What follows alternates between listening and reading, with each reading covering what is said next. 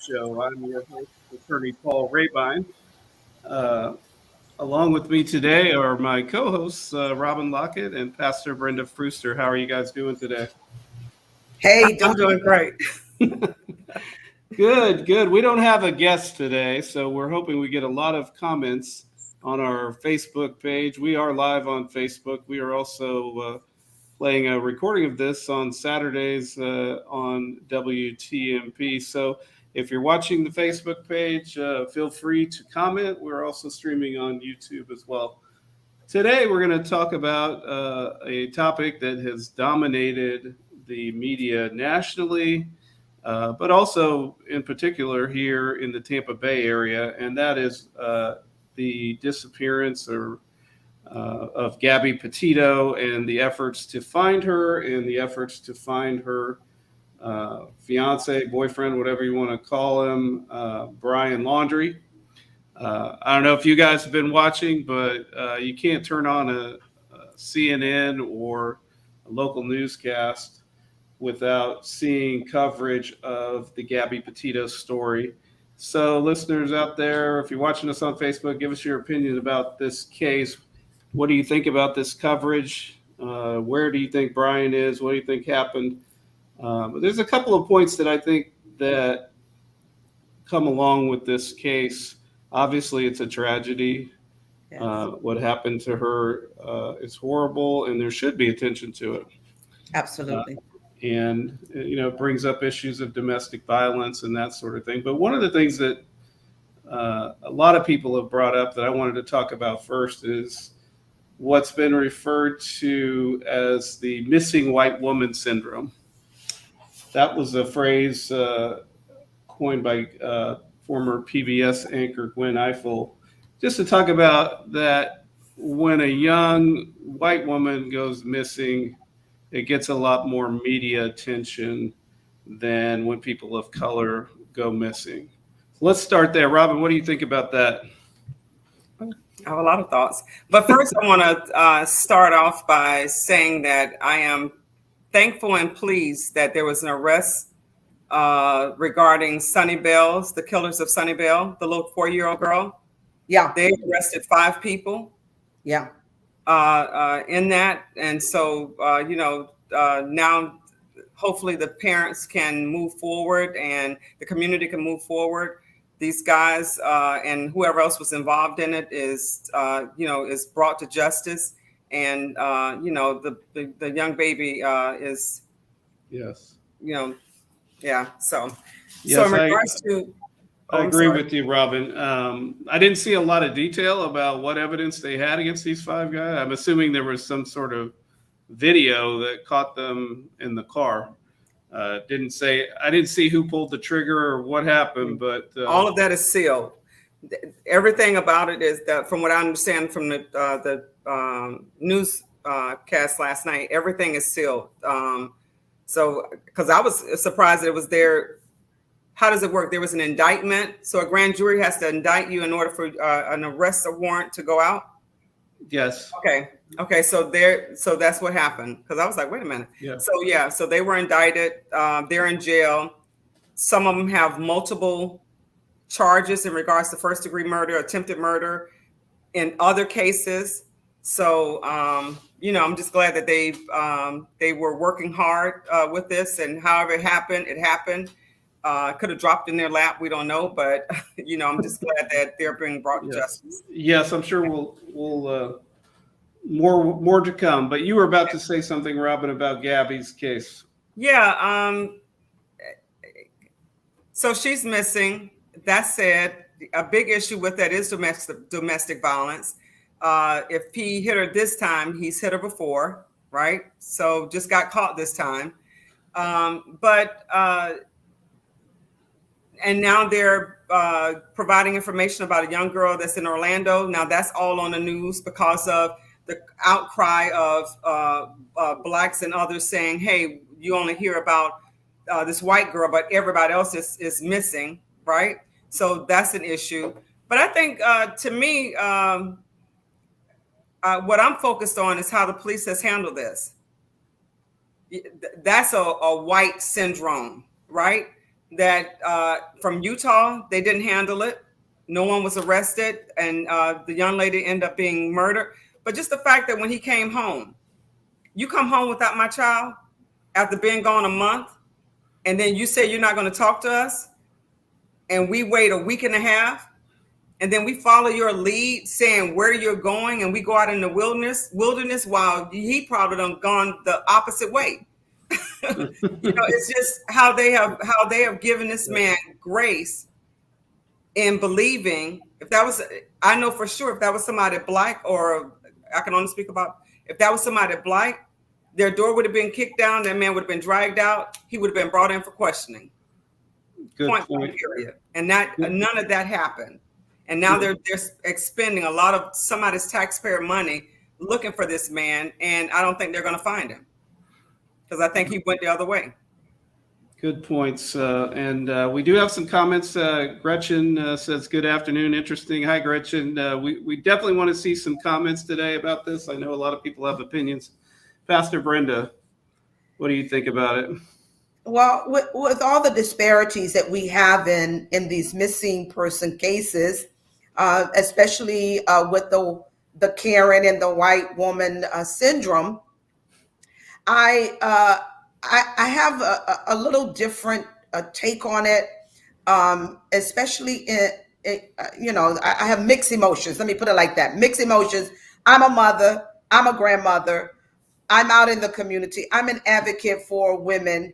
So certainly, I just find him and let's put Gabby to rest. But yet at the same time, I also agree with what's on the table, and that is truly, if when they came out to look at this case, examine this case, that guy would, if he was black, he would not have been sent home. He would have not been told, you guys go your separate way, you sleep separately. No, you would have seen the handcuffs on him, and or as what we have seen in the past, you're sitting in your car just getting ready to get your license or your registration, and you get shot, bang, bang, bang, because you got a gun.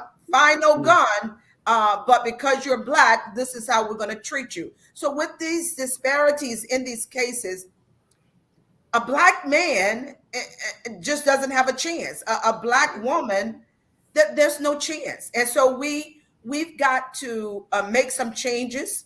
We've got to look differently. We've got to help everybody understand, no matter what your race is, all lives matters. No matter whether you're poor, you're homeless, you're a prostitute, you're a drug addict, or you are up the executive ladder, the lives matters. And maybe we don't have the manpower to really get on you like what we have seen, but I mean, come on, this is really like out of control right now.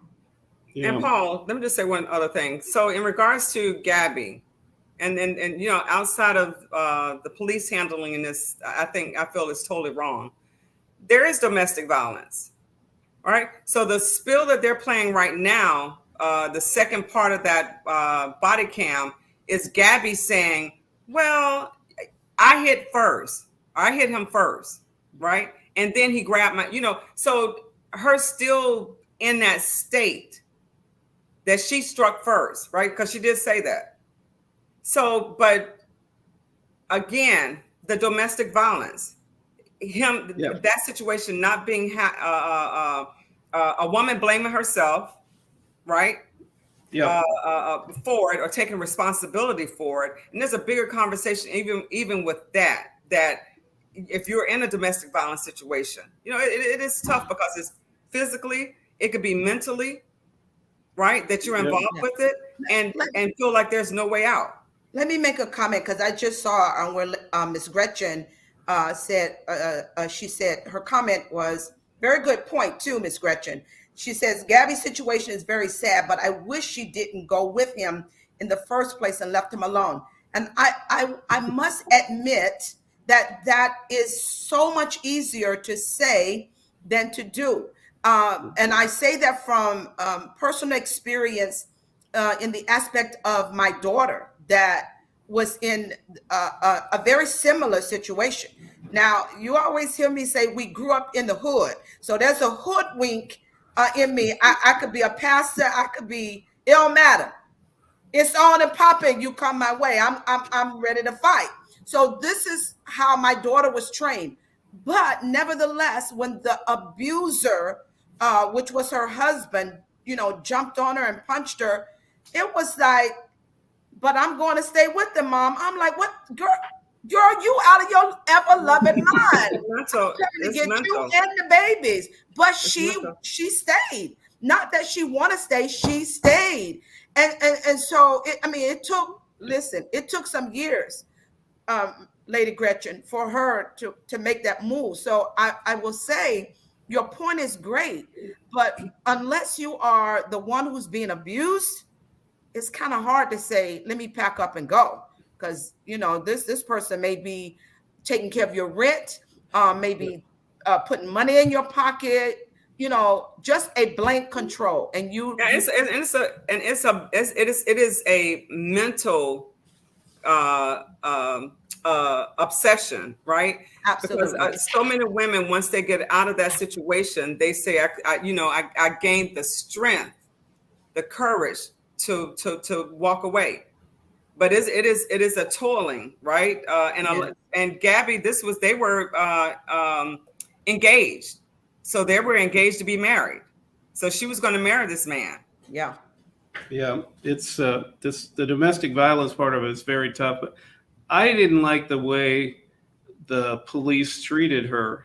They get a 911 call from someone that was concerned enough that he saw him hit her, that he called the police. Now, a lot of times that does not even happen. It's like, hey, none of my business. They got in the car and left together. So, I'm not going to do anything. But this person thought enough to make the call.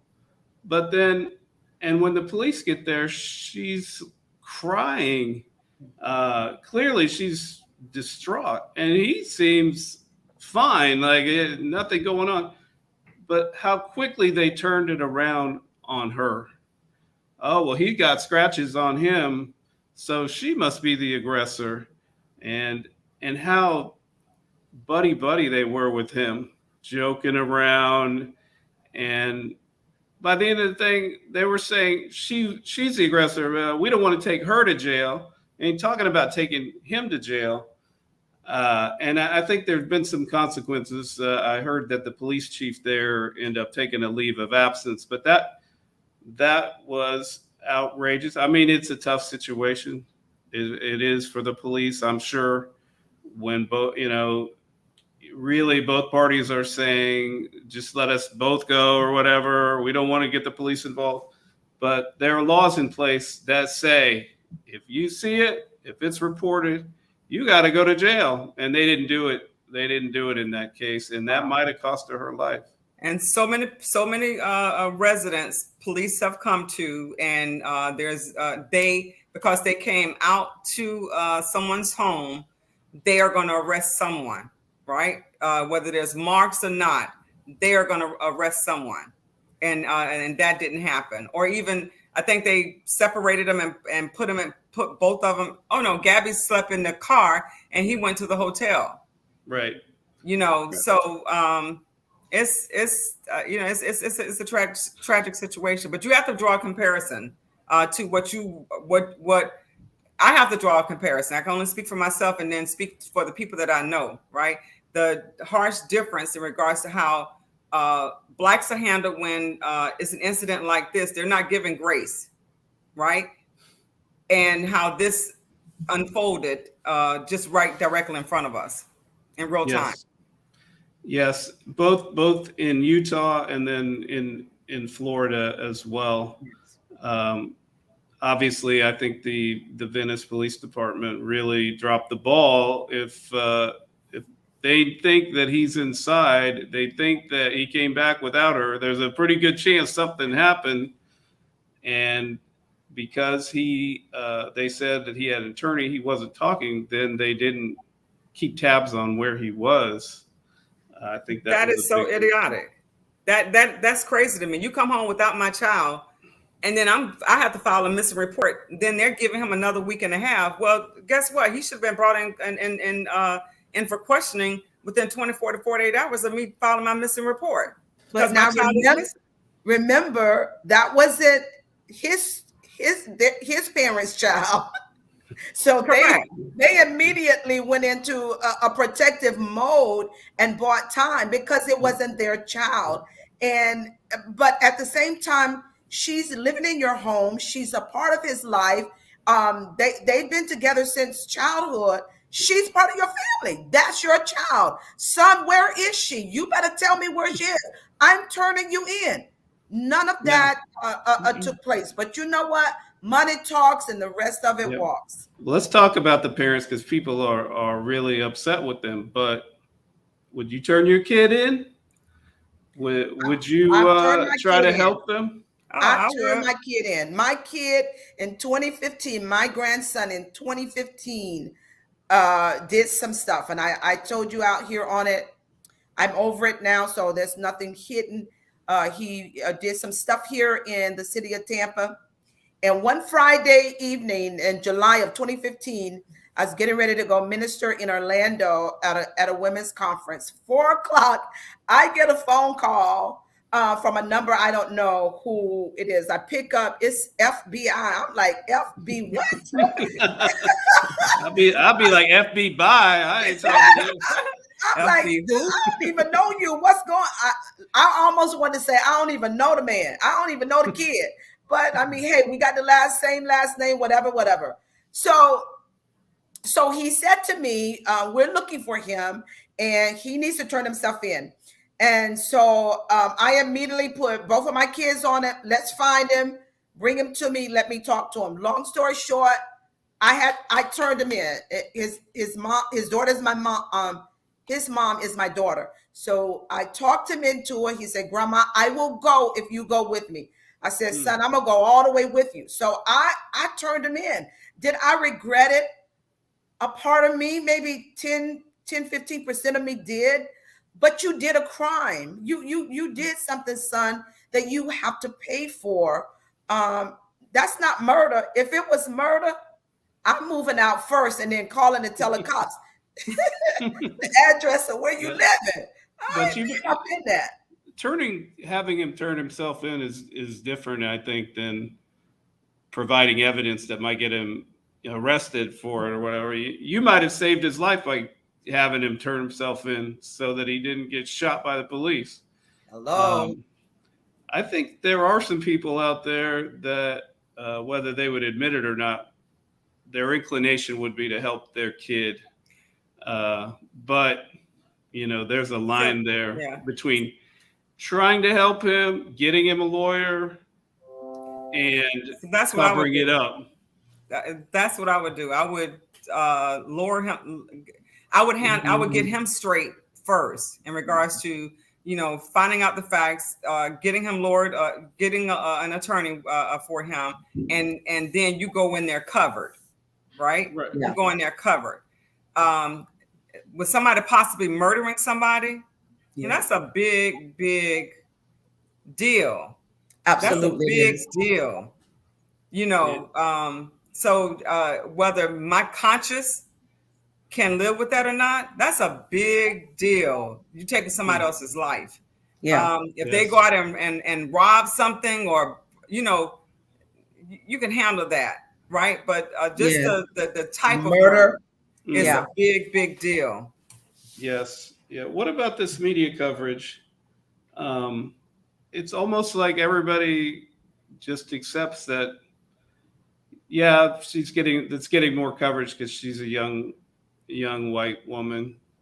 But what do we think about that? Why didn't this young lady in Orlando, Maya Marcano, why wasn't her story covered like this? Or the young man in Arizona, Daniel Robinson, who went missing in the desert. And, why don't we see the same, on one hand, the same coverage in the news And then on the other hand, the same level of intense search by the FBI and the police. Why do we see these disparities? What do you think? People may not like what I'm about to say. I think that, with this situation, this boy came home without her. So they had a person, as wrong as it is, in regards to other people just disappearing and not having the same coverage. I think what escalates this is that this young man came home without her. And I think that how the police officers botched this brought possibly a lot of attention to it.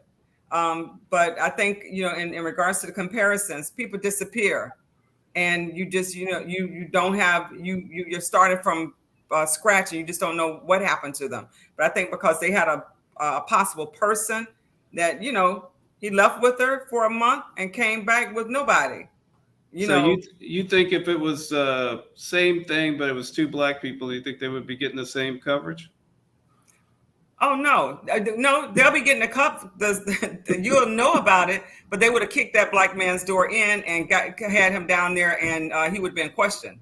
Okay. So a lot of things would have happened differently. They would have gotten, his whole family dynamic would have been, if his mama bounced a check in 1974, we would have known about it. If his brother had an arrest record, we would have known about it. So the narrative because we don't know anything about that guy's family. We don't know anything about Gabby's family. We don't know any of that. So our backgrounds would have been exposed. Mm-hmm. Absolutely. Everything that we would have done from birth to now, your house surrounded. I mean, it's just, you just have no words for it, because it's truth all the way around, and just no one wants to discuss it and get to the root of it, expose it, and let's do something different. I mean, we're here talking all day long, and we have an audience that's listening and chiming in, but this thing has to go all the way up. It just can't stop here. Yeah. Another issue that we talked about before the show was it's a word that I wasn't even familiar with, but it's called femicide. Have y'all ever heard of this word, femicide? Spell it. FEMICIDE. So it's like homicide, but putting the fem in front of it. What it is it's the epidemic, I guess you'd call it in our country at least, of women being killed by somebody that they're in an intimate relationship or used to be in an intimate relationship with. So this is getting a lot of play.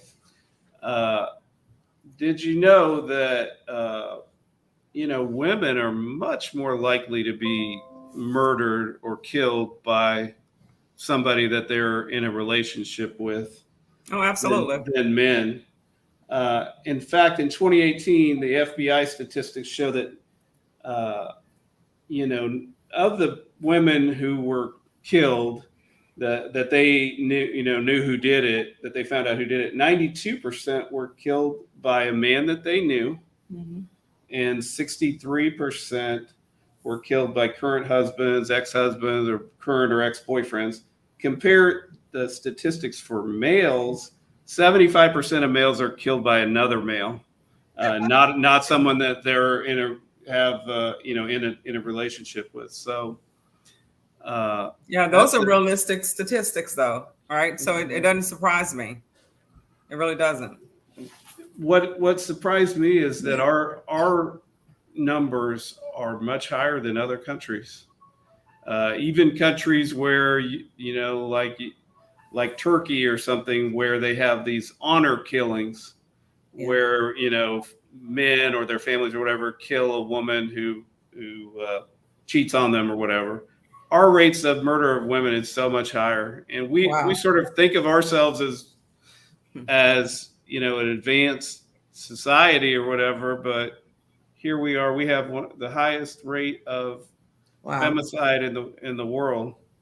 That's amazing. That's amazing to me. That because here in the United States, we do not have that kind of prejudice or restrictions against women as these third world countries and nations do. And to think that we have the highest in the world, that's like, wow, that blows me away. Hey, Well, we got the guns, I guess, and yeah. but it does just show that there is an issue here That is an uh, issue. with men killing women.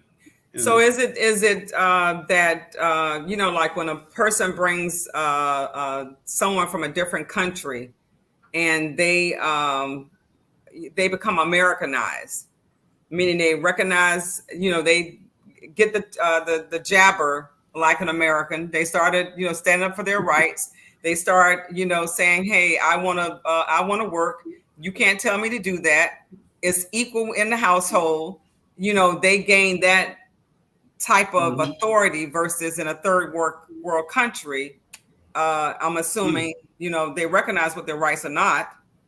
Oh, good point. So you're just saying Okay. like they just they take it or whatever, Correct. and don't They're stand up. obedient. They are, submissive. In a sense, but I always hear when men bring marry someone from a different country that, hey, and the remark is, you better not hope that they become Americanized, because Yeah. then so They stop submitting. That's an interesting point, and I do want to acknowledge some of the comments on the page. Talking about some personal experiences. Someone was talking about, when they were a child, their father, threatening their mother with a gun and having to hide under the bed. That's traumatizing. Yeah. And as you see, what happens when you call the police, they're not necessarily going to do anything about it. And I do understand how people feel trapped, because it's like a weird scenario that you love the person who's, abusing you, even though they abuse you. Yeah. It's a very complex psychological thing. But it's hard for someone on the outside to say, well, why didn't you just get out of there or whatever? They're not in it. They're not in that relationship. So 9 times out of 10, when someone abuses you, they don't start out abusing you, right? They're manipulators. No, they're so they don't manipulating. start out abusing you. Right. They're deceitful. They're Right? very deceitful. It grows into that. Loving, It may be charming. that they're they start out verbally abusive, and then that verbal goes into something else. And then the woman is in. She either has a kid from him, as you guys previously stated. There's some type of because she's been submissive. She's been held at a certain standard, so he probably works, and she takes care of the home, and she, so she takes. Women take a lot. It is hell being a woman, and being a Black woman on top of that. It is hell. So, and that's a whole nother topic that we could talk about. Well, I just want to add this before we close it out, but I just had a thought of Medea. And you get the grit and you get the frying pan. What? And you beat his behind down. Medea got it going on right there. Yeah. Not that we're recommending, pulling out the frying pan on anybody. But your point is, Robin, it's true that in fact the statistics show that the rates of women being killed by someone they're in an intimate relationship are 3 times higher for Black women than for white women, and so it's definitely an issue that needs to be addressed. So, Paul, do you have the statistics of the rate of white women killing their husbands? I don't. Because I don't have that. Listen, I always tell my my kids, I can't tell you who to love, but they kill you. Black women will talk mess to you and leave you alone if you're married to them, but white women, they put rat poison in your food. They cyanide. They hire somebody to kill you. They will kill you. Oh yeah. they hire a hitman. Yeah. Instead of just divorcing. That's the crazy thing. Yeah. Instead of just divorcing, but they will kill you because now because of that reason, right? They either were at-home mothers. The man has dominated, and if they divorce, they don't think they're going to get anything. So to try to get everything, they killed them. That's the craziest thing to me. Well, with that, our time is up for the week. I want to thank all of our listeners for your wonderful comments. We are available. If you missed the show or missed part of it, you can watch us listen to us on iTunes or any of your podcast platforms, or follow us on Facebook, or listen to us Saturday mornings on WTMP. So thank you, Robin. Thank you, Pastor Brenda. We will see you all next week. Thank you. Thank you. Have a